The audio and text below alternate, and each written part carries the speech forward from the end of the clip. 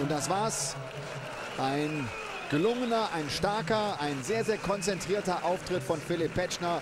Nach 2 Halbfinalteilnahmen, die er schon vorzuweisen hat in diesem Jahr 2010, steht er also hier in München im Viertelfinale und trifft auf den Titelverteidiger am morgigen Tage, auf den Tschechen Tomáš Berdych.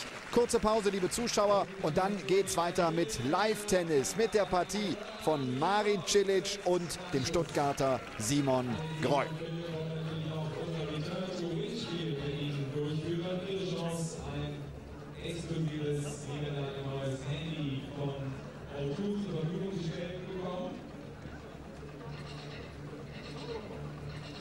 Also ich finde, macht das, wenn der F5-Feld jetzt so geht und schließen die Zuschauer hoch, dann kann man ein bisschen die Weise des Kanals, aber bei Jürgen gerne auf die Nase gegen